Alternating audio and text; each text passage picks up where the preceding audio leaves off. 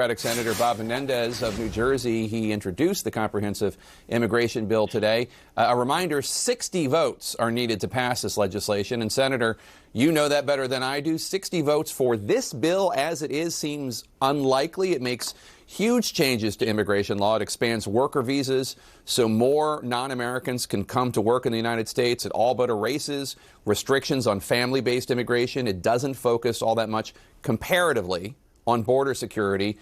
What are you willing to change to get 60 votes in the Senate? Well, Jake, we will never know how much reform we can achieve if we don't try. I'm not going to wave the white flag before we even start, number one. Number two, as part of the Gang of Eight in 2013, we were told it couldn't be done.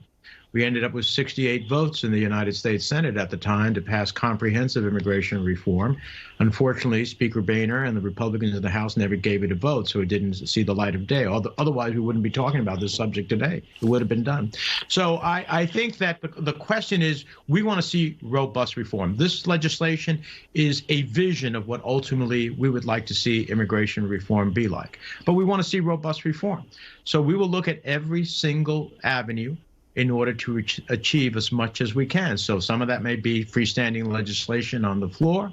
The House of Representatives passed big elements of this legislation in the last Congress. They didn't have a Senate willing to take it up. That's changed now. They didn't have a president leaning in. On the contrary, we had a president who was the worst nightmare for immigrants and the rule of law as it relates to those who come to our country through refugee status, for example. So it's a different dynamic. There's work to be done. There's a challenge to be done. But whether reconciliation is another option for parts of it, whether the appropriation process may be parts of some of it, right. The goal is to achieve as much robust reform as we can. But Senator, look, you could have taken that bill that passed the Senate that John Boehner, when he was Speaker, refused to bring up, and you could have introduced that bill.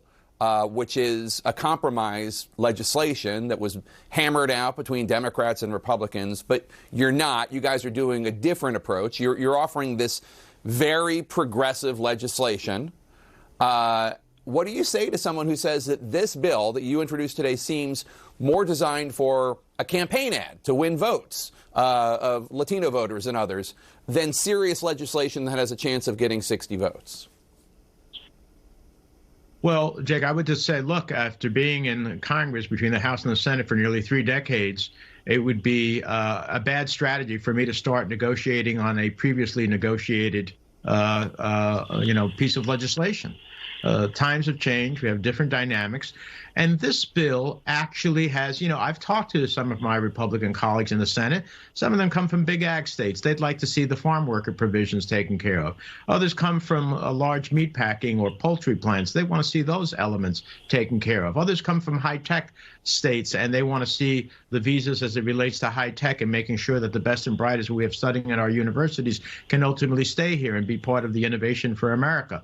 But if you want that, then you have to be part of something else. And that's what the negotiation ultimately is all about, and getting us to a better point. So I don't think it's a campaign ad. And what I do think, it is a blueprint. Let's work on how many different elements of the blueprint we can make happen. So are you against the idea that President Biden seemed to be suggesting of breaking this up into pieces and passing those individual pieces? This part's on refugees, this part's on farm workers, this part's on high-tech workers, as opposed to this, big comprehensive whole? Well, what I want to achieve is robust reform. What we can't have is breaking it up into pieces that leaves largely the 11 million undocumented in the country who are doing some of the most difficult jobs, essential work, so that we could stay home during the pandemic, and they were risking their lives every day and doing the work that no one else wanted to do.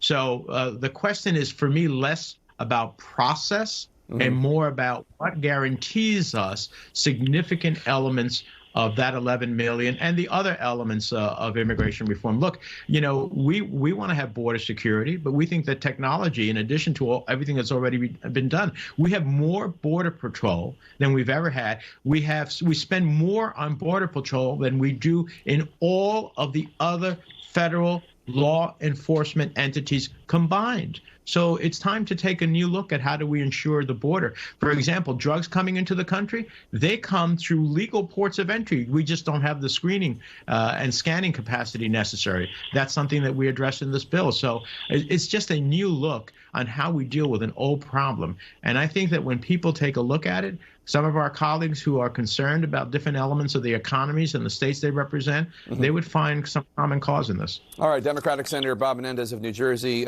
thanks so much. Hope you will come back as this goes through the process, and we will keep tabs on this. And it's an important issue. Obviously didn't get a lot of attention during the last 4 years. So let's keep coming back on the show, and let's keep talking about it. Thank you, Jay. It got attention. It was all the bad attention. Right. Well, there wasn't a lot of legislation is all I meant. Coming up, the